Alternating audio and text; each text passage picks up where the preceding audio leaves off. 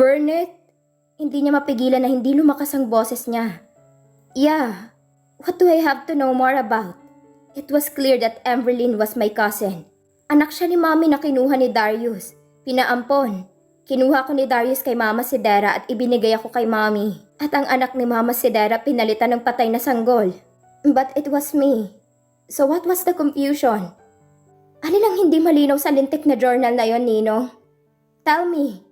Kailangan ko pang basahin kung gaano siya kawalang puso. Kademonyo. Napatayo na ako para ipaalam sa kanya ang galit ko. Dinig kong paghugot niya ng malalim na buntong hininga. Nakalagay sa journal, Kara, na hindi lang ikaw ang anak ni Romulo. Nanlaki ang aking mga mata. I have another sibling? Hindi na ba matatapos ang pasabog na ito sa buhay ko? What the heck? Hindi totoo yan. Hindi! Malakas kong sigaw. Inilapag ni Ninong ang larawan ng isang babae sa mesa. Kinuha ko yon. Did you know her, Mom? Sabay abot ko kay Mommy. Pagak siyang tumawa. That was Christina. He got her pregnant, ha? Patoy ang tanong ni Mommy. May kinalikot si Ninong sa laptop niya. Hinarap niya sa amin pagkatapos. I saw my dad holding Christina's hand on the operating table. Akala ko ba nagpakamatay si Christina? Tanong ko kay Ninong. Yun ang kwento ni Mommy sa akin noon. She did, but Romulo brought her to the hospital to let the babies out. This was the CCTV footage of your dad bringing Christina. Hinarap ni Ninong ang kuha ng kamera. Napatakip ako ng aking bibig. Romulo was shouting and crying at the same time. This woman took the twins after delivery. Itinuro niya ang babaeng naka-doctor's coat at naka-mask. Para akong nabingi.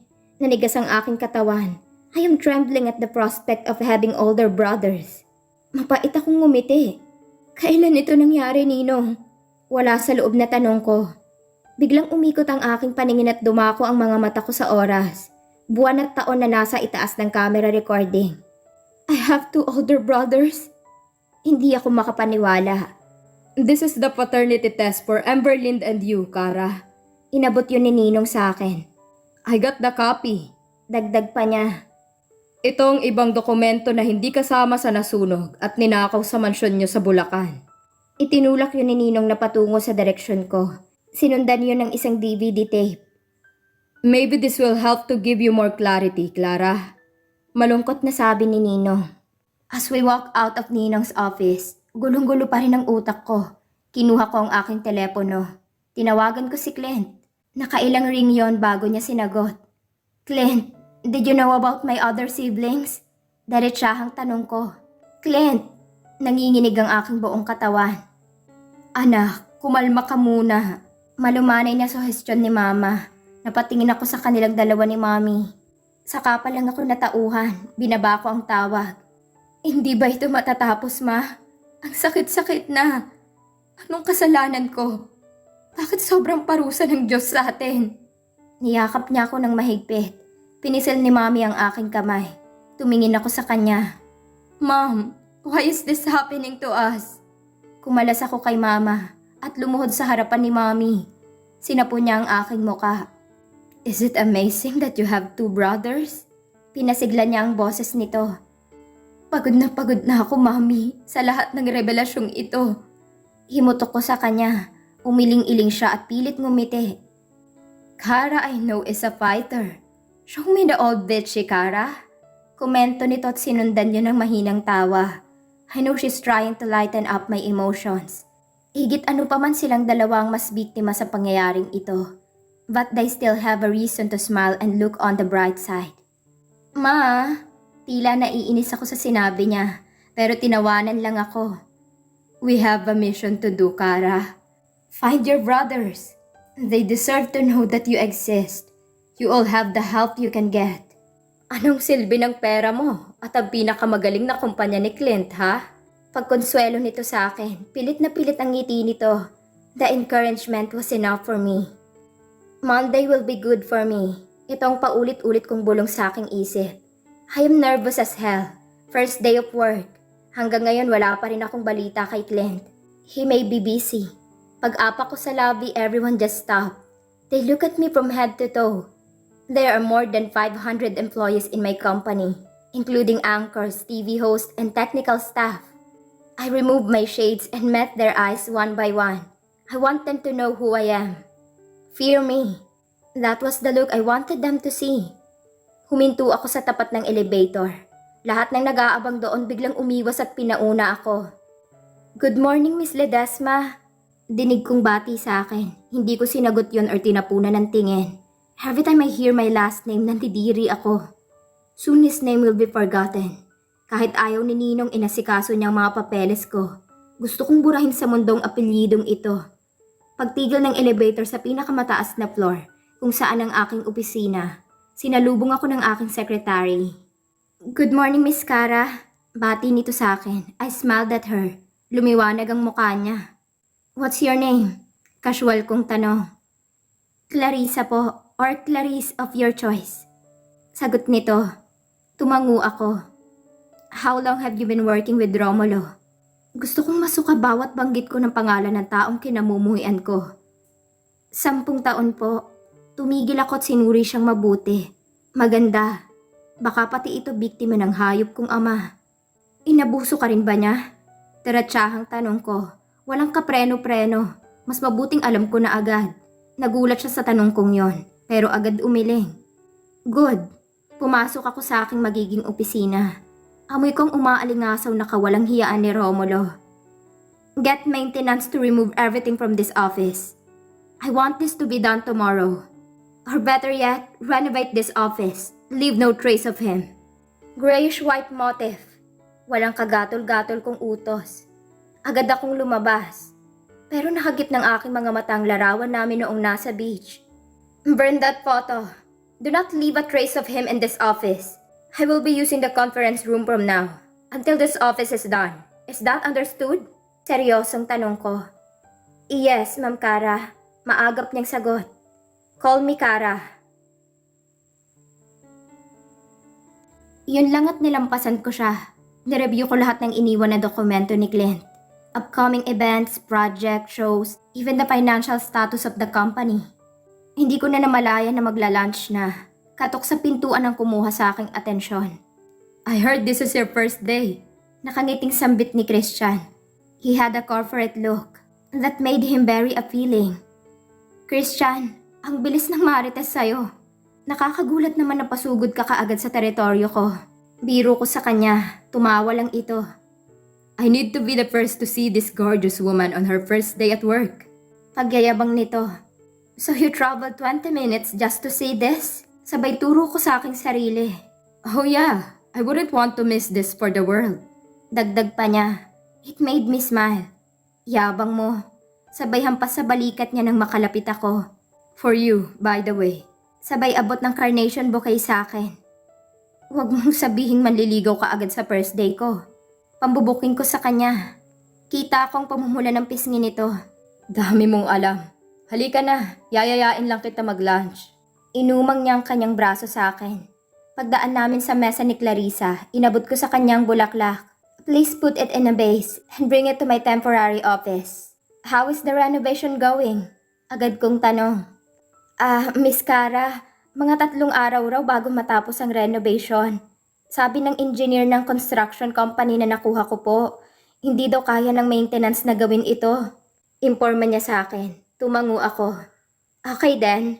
Yun na lang ang naisagot ko at akmasa nang papasok sa loob para tingnan ang napiling design ni Clarice.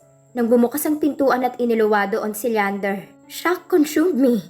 What the hell is he doing here? He is my professor. Now is this? Sinusundan ba niya ako? Leander?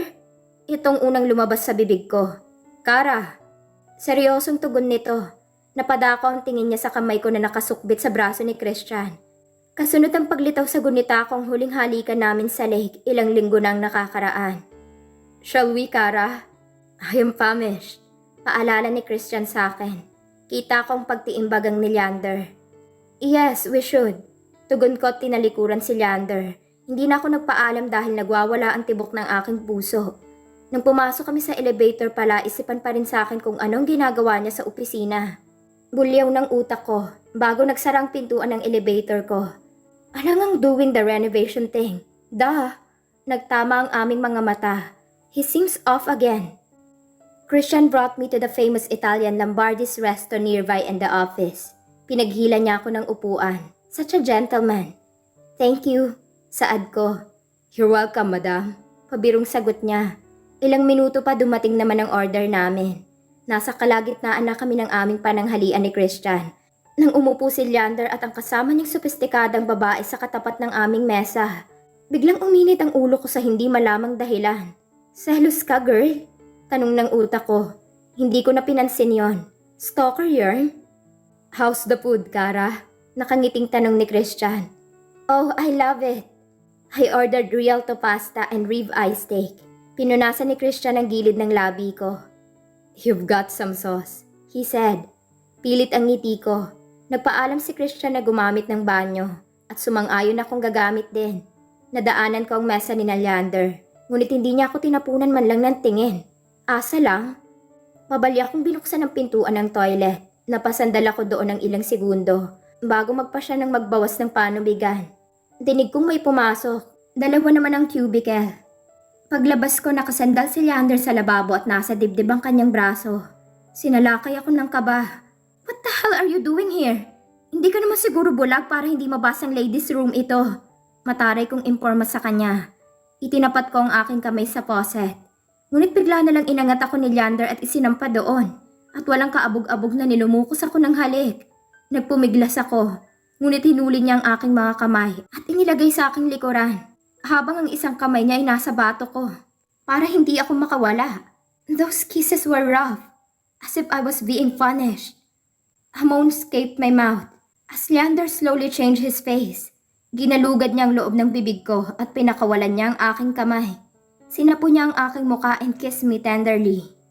Bumaba ang mga labi niya sa aking leeg at nag-iwan ng matinding init na lumukob sa aking buong katawan. I won't have to warn you again, Kara. Those words were a threat. He distanced himself and walked away again, just like that. The heck? Leander left me dumbfounded. After that passionate kiss, I heard a commotion outside. I immediately ran out and saw Christian and Leander exchanging punches. My eyes widened. Hindi ko alam alin ang uunahin kong daluhan, ang nakahandusay at walang malay na kasama ni Leander o ang dalawa na halos magpatayan na. That's enough! Malakas kong sigaw pero ayaw tumigil. Lumapit ako sa dalawa at akmang susuntukin ni Leander sa sikmura si Christian nang hinarang ko ang aking siko. Sunod-sunod ang pagpakawala ko ng malakas na suntok. The fact that I am wearing 4 inches heels. Agad nagbago ang mukha ni Leander. Your girl is unconscious. Inuna mo pa talagang pagbasag ulo kaysa tulungan siya. Saka palang nilingon ni Leander ang babae. You, bakit ka naman nakipag-away? Naglapag ako ng pera sa table namin at tinila si Christian palabas. Kara, I am warning you. Malakas na sigaw ni Leander nang malapit na kami sa pintuan. Pumihit ako at bumalik sa kanya. Karga-karga nitong babaeng walang malay. Parang may kung anong pumiga sa aking puso. You, huwag mo akong pinagbabantaan ng ganyan. Kung hindi mo rin lang gagawin. Namumuro ka na sa akin. Dinuro-duro ko siya sa kanyang dibdib. Let's get going, Christian. Bago ako tuluyan lumabas. Stay away from me, tanto ko. Banta ko sa kanya.